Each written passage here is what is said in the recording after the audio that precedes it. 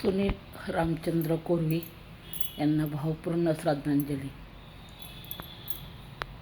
काल दुपारी मुलग्याचा फोन आला आणि त्यांनी फोनवर अशी एक बातमी सांगितली की मला पुढं काय बोलावं काही सुचलं नाही. त्यांनी सांगितलं, मम्मी आपले शेजारचे दादा आहेत ना, तर ते वारले. म्हणलं असं कसं झालं? म्हणलं छोटी छोटी मुलं आहेत आणि असं कसं झालं? तर कसं असतं, नियती पुढं आपलं काहीच चालत नाही आणि कधी काय होईल हे सांगता येत नाही. तर अशीच घटना झाली. काल सकाळी घरातून थोडंसं काहीतरी खाऊन कामाला निघून गेलेले, वय पण कमी. कामाला निघून गेले आणि तिथं त्यांना चक्कर आली त्या दादांना. मी पण दादाच म्हणते त्यांना, मी काही कधी त्यांना नावाने हाक मारलेलं नाही.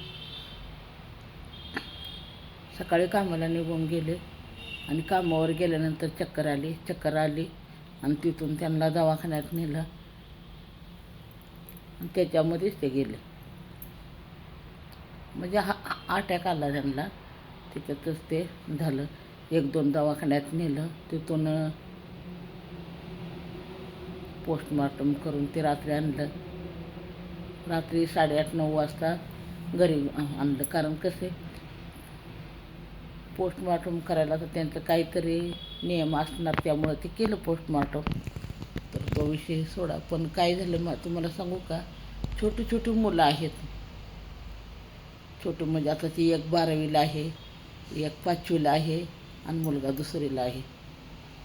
बरं बायको आहे ना, तर ती पण म्हणजे अशी म्हणजे कुठं कामाला जा असं एकदम म्हणजे ना, ती परिस्थिती सांगण्यासारखी नाही तुम्हाला, एवढी वाईट परिस्थिती आहे.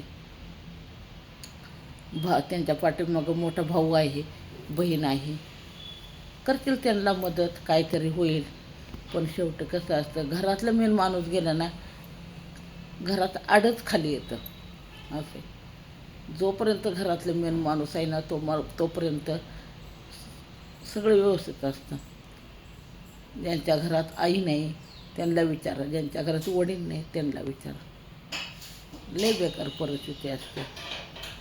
ज्यांना आई नाही त्याला आईची किंमत कळते, ज्यांना वडील नाही त्यांना वडिलांची किंमत कळते. कसं असतं, एवढी छोटी छोटी मुलं आहेत ना, तर त्यांना ती परिस्थितीच लय नाजूक आहे. मला म्हणजे आज शब्दात सुद्धा सांगता येणार नाही, पण लय वाईट झालं. जे झालं ते लय वाईट झालं. कारण माझ्यासमोरच त्यांचं लग्न झालं. ती मोठी मुलगी झाली, ती पण म्हणजे कसं दिवसभराच्या आतच ती पण झालेली होती. ते पण एवढी छोटीशी होती ना, 5 महिन्याची झाली पूर्वा, तरी आम्हाला त्या पूर्वाला घेता येत नव्हता हातामध्ये, असं होतं. त्याच्यानंतर नाजुका आणि त्याच्यानंतर ध्रुव, अशी 3 मुलं. पण एकदम परिस्थितीच लय नाजूक. म्हणजे करता माणूस गेलो काय होतंय. आणि तिच्या पाठीमागं तिला भाऊ पण नाही, आई वडील आणि त्या 2घीच बहिणी आहेत. आणि वडिलांना शुगर, आई म्हणजे तो आई वडिलांचं पण वय जास्त आहे.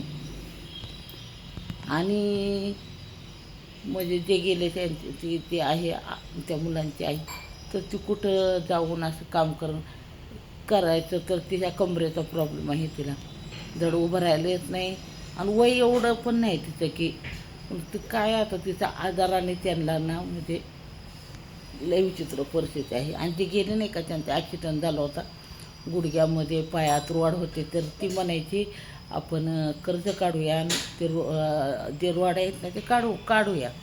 तर तो म्हणायचा नाही, मी बघूया करत शेवटी निघूनच गेला बिचारा.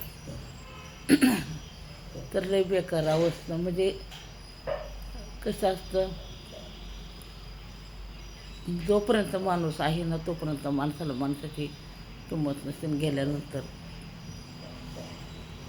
जी 2 नंबरची मुलगी होती ना, ती एवढी रडत होती ना, म्हणजे गरीब परिस्थिती असून सुद्धा पोरांचे लाड करणार. दिवाळीला त्यांना कपडे घेणार, त्यांच्या वाढदिवसाला कपडे घेणार. म्हणजे उद्या काय होईल याचं उद्याचा विचार नाही, आजचा दिवस चांगला जगायचा असं त्यांचं म्हणजे होतं ते. दिवाळीला कुठनं का काही पण करणार, पण पोरांना एकदम भारी कपडे, चांगले कपडे, तुम्हाला सांगते फटाके बिटाके. आमच्या गल्लीमध्ये एक नंबर त्यांचं घर होतं, म्हणजे पूर्ण हौशी कुटुंब, हातावरचं पोट असून हौशी कुटुंब होतं ते. आता फक्त मोठा भाऊ आणि एक बहीण आहे. बहीण तर एवढी रडत होती, म्हणजे एवढं म्हणजे बघण्यासारखंच नव्हतं, एवढी बेकार अवस्था होती, लय बेकार. मला ज्यावेळेस माझ्या मुलग्याने सांगितलं ना, अक्षरशः मला काही म्हणजे असं कसं झालं आणि काय हे मला काही बोलताच येत नव्हतं का. घरी मी गेलो आणि ते पूर्ण पोस्टमॉर्टम केलं होतं, त्यामुळे फक्त एवढंच दिसत होतं, बाकी तोंड नाही, पूर्ण झाकलेलं होतं. कोणाच्या आयुष्यात खरंच सांगते अशी वेळ येऊ नये. आणि छोटी छोटी मुलं आहेत त्यामुळे जास्त वाईट वाटतंय. आणि करतं म्हणजे कोणच नाही. तिच्या पाठीमागे जड भाऊ नाही, आई वडील वयस्कर आहेत, दोघीच बहिणी आहेत त्या. काय होईल आता देवाला माहिती. फक्त तिला तेवढी देवाने शक्ती द्यावी, 3 मुलं तेवढी सांभाळून मोठे करण्याची तिला थोडं बळ द्यावं, एवढंच मी म्हणणार, बाकी दुसरं काहीच नाही.